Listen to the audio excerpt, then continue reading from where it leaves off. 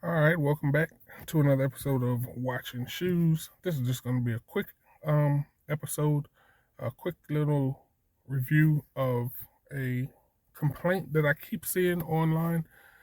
Some of these complaints are starting to look more sinister than innocent with respect to bashing the features in this car.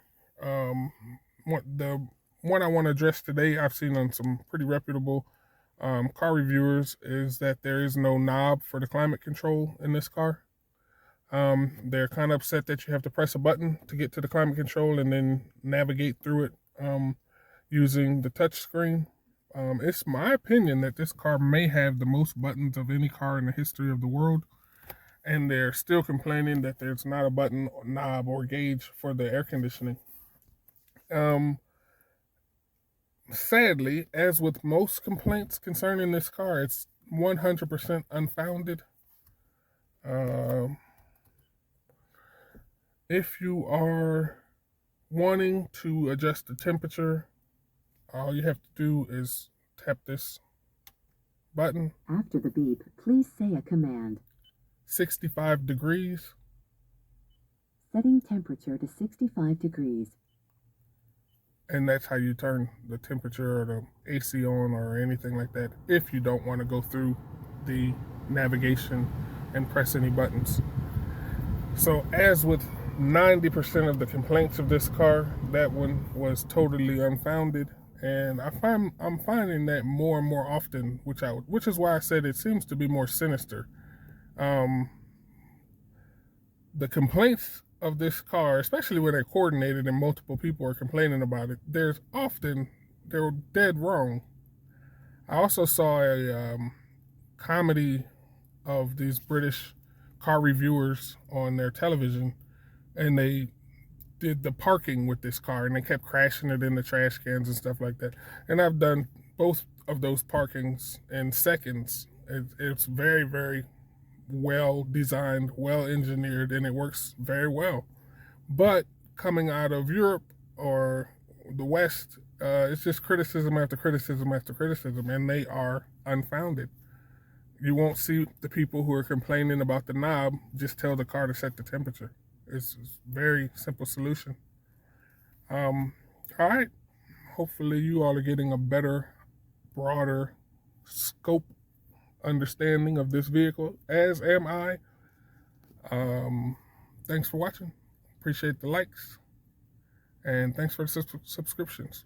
See you all on the next video. All right, we're going to do one more quick example of Lexus Luxury. An LS model. Have the front seat here. And you got the chauffeur seat is what I like to call it, because it does a great example of letting you go to sleep back here. Not in the back. Well, you're in the back. Once you put it in the chauffeur take a nap mode, the seat has already been pressed to allow you to just about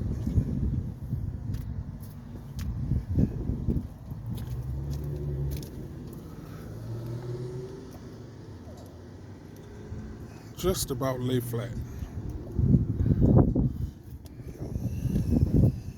I like to put the pad there, and then I also use a pillow here. If for whatever reason you need to take a nap, it's extremely comfortable. So comfortable that I believe they must have intentionally designed this for you to go to sleep as the chauffeur driving an executive, because it's just a little bit too comfortable. And I'm 6'4". My head lays right where it should be. My feet can stretch all the way past the pedals, and I'm laying flat. It's pretty much airline lay flat style. Extraordinarily comfortable. I've had to go to sleep in various cars. I've not ever had such a restful sleep in the vehicle.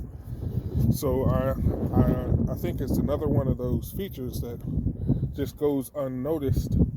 But this seat is extremely well built. There's no creaking or shaking when I'm adjusting myself, and all of my body weight is on the top. It's solid as steel, like really, really reinforced steel. There's no bending. It's effortlessly holds my weight.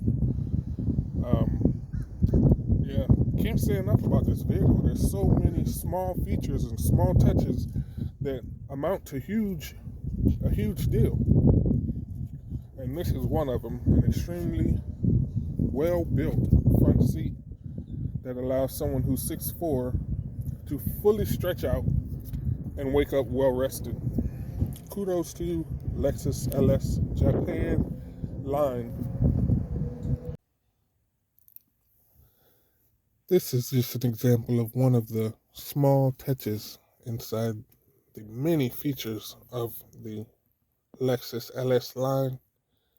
I've put a piece of white paper in the door handle to better highlight the light that comes on when you unlock or lock the back door. This is the rear seat.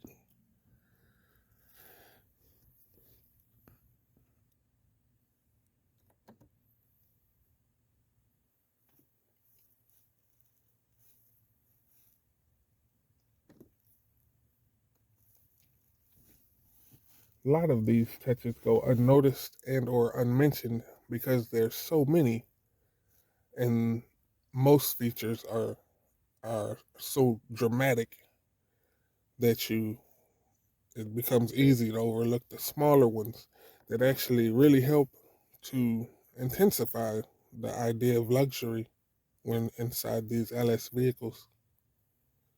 It's just one of those features often overlooked, very rarely if ever mentioned.